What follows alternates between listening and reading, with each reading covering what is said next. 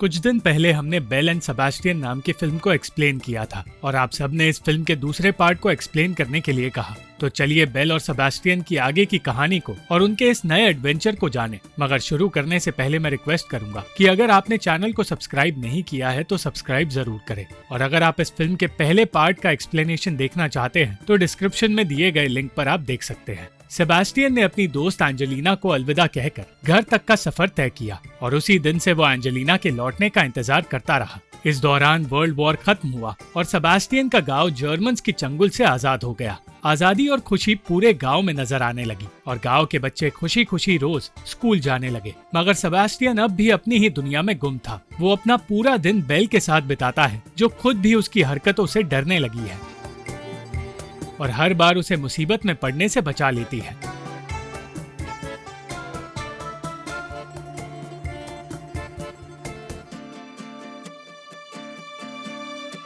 वो हर वक्त एंजेलिना के बारे में पूछता रहता है और सेजार को उसे बार बार बताना पड़ता है कि एंजेलिना एक क्रांतिकारी का काम करती है। जल्द ही वो दिन आ गया जब एंजेलिना लौटकर घर आने वाली थी और सेजार उसके स्वागत की तैयारी करने लगा। मगर जिस प्लेन में वो आ रही थी वो प्लेन क्रैश हो गया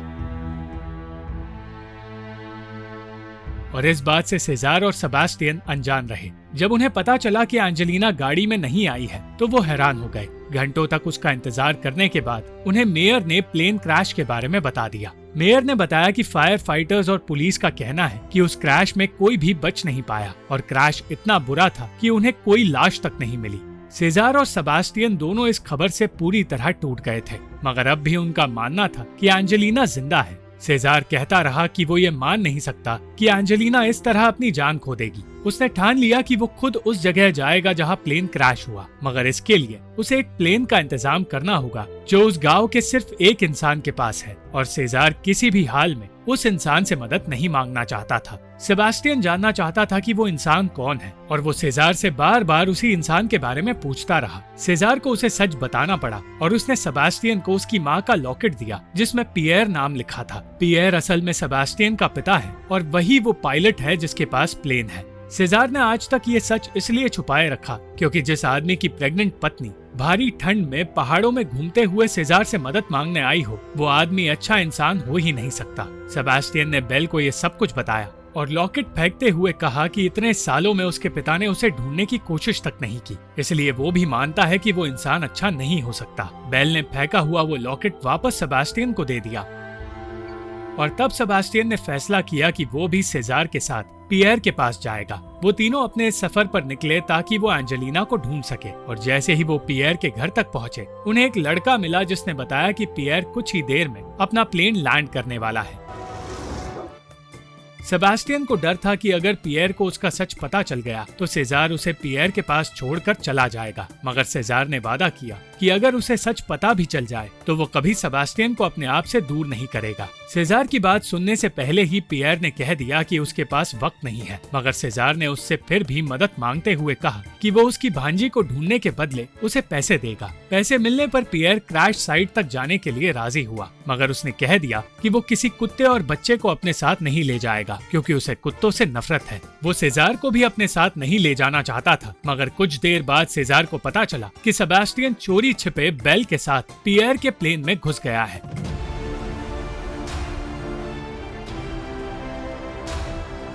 सेजार ने पियर के साथी लुइस से कहा कि उसे पियर तक ये बात पहुंचानी होगी, मगर तब तक देर हो चुकी थी और रेडियो का सिग्नल कट चुका था। काफी देर बाद पियर का प्लेन क्रैश साइट पर पहुंचा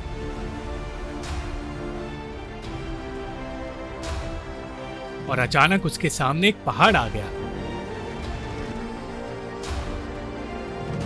और जैसे ही वो पहाड़ के पार गया सेबास्टियन की नजर एक ऑरेंज रंग के धुएं पर पड़ी जो कि एक मदद का सिग्नल हो सकता है। वो समझ गया कि ये सिग्नल शायद एंजेलिना ने दिया है, मगर उस सिग्नल को पियर देख नहीं पाया। वो बेल और सेबास्टियन को प्लेन में देखकर हैरान और नाराज हो गया, मगर सेबास्टियन की जिद और इस हड़बड़ की वजह से पियर का प्लेन भी क्रैश होते होते बचा।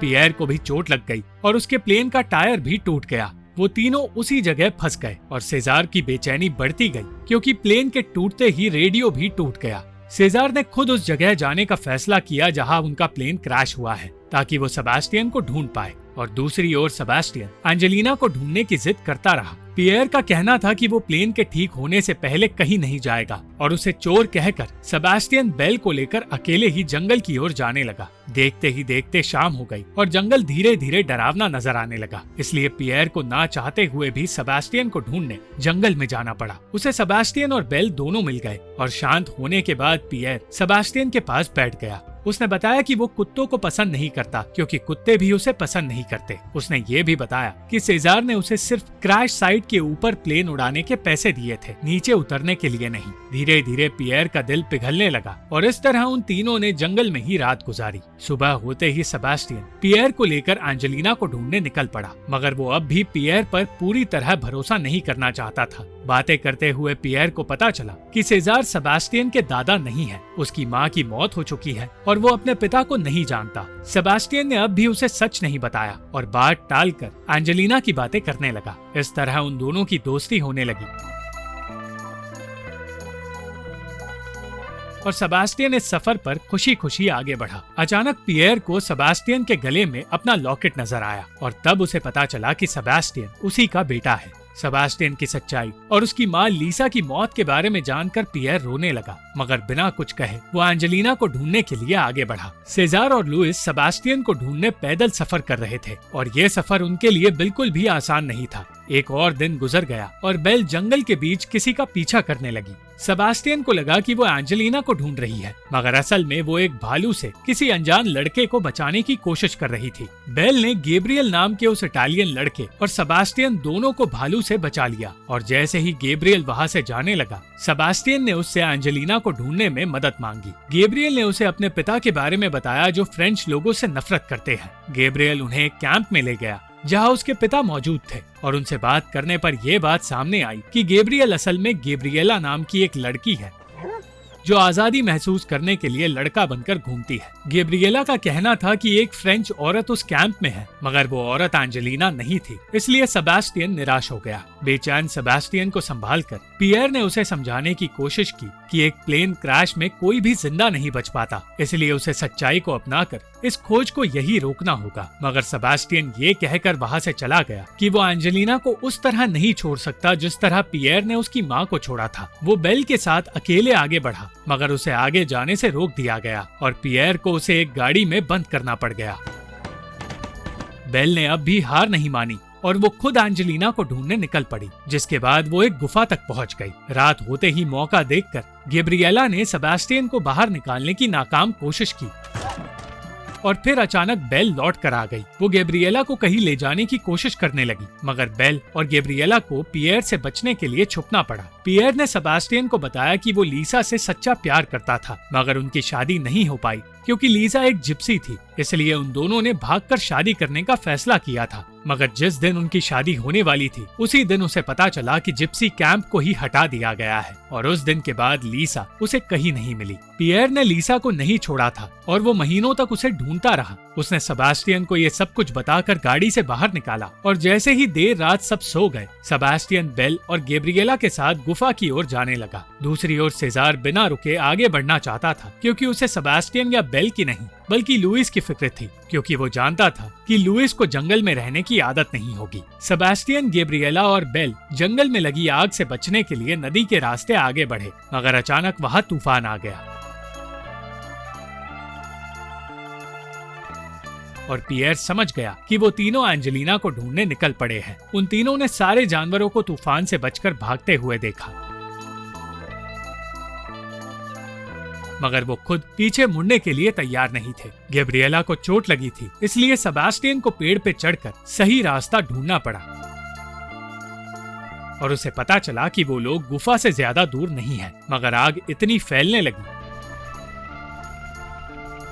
कि वो तीनों आग के बीच फंस गए। गैब्रिएला ने हार मान ली थी, मगर सही वक्त पर पियर ने आकर उन तीनों को बचा लिया। पियर ने एक डायनामाइट से रास्ता बनाने की तैयारी की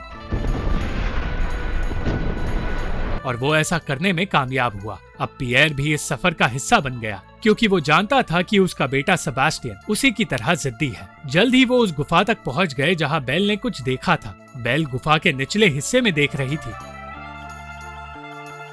इसलिए बिना वक्त गवाए पियर से रस्सी लेकर सेबास्टियन निचले हिस्से में जाने लगा और उस निचले हिस्से में उसे एंजेलिना मिल गई। एक लंबा और खतरनाक सफर तय करने के बाद सेबास्टियन ने पियर, गैब्रिएला और बेल की मदद से एंजेलिना को बचा लिया, जो ये जानकर हैरान हो गई कि पियर सेबास्टियन का पिता है। काम अब भी पूरा नहीं हुआ था क्योंकि अब उन पांचों को वहाँ से बाहर निकलना था। आग फैलती जा रही थी, इसलिए सांस लेना भी मुश्किल था। मगर पियर ने सेबास्टियन को ना तो डरने का मौका दिया और ना ही हार मानने का।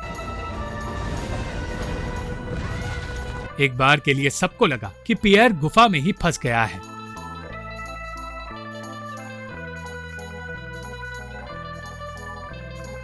मगर उसे जिंदा देखकर सेबास्टियन ने खुशी से पहली बार पियर को पिता कहकर बुलाया। वो सब सही सलामत पियर की प्लेन तक पहुंच गए। गैब्रिएला को अलविदा कहने का वक्त आ गया और सेबास्टियन ये समझ नहीं पाया कि गैब्रिएला उसे पसंद करने लगी है। कई दिनों के सफर के बाद सेजार लुइस के साथ उस जगह पहुंचा जिस जगह से निकलकर पियर की प्लेन वापस घर लौट रही थी। और लुइस ये जानकर हैरान हो गया कि अब उन दोनों को वापस कई दिनों तक का पैदल सफर तय करना होगा ताकि वो घर लौट पाए। जैसे ही सेजार घर लौट कर आया, उसे अपनी भांजी मिल गई, जिसे जिंदा देखकर उसे राहत मिली और पियर की सालों की खोज खत्म हुई। जब उसने लीसा की कब्र को देखा, पियर और एंजेलिना अब एक दूसरे को पसंद करने लगे थे और सेबास्टियन ये बात समझ गया। इस तरह एक बहुत ही लंबे सफर की वजह से गलतफहमियां दूर हुई और सेबास्टियन का अधूरा परिवार हमेशा के लिए पूरा हो गया। Thank you for watching this video. अगर आपको ये वीडियो पसंद आई तो इस वीडियो को लाइक, शेयर और इस वीडियो पर कमेंट जरूर करें और इस चैनल को सब्सक्राइब करना मत भूलना।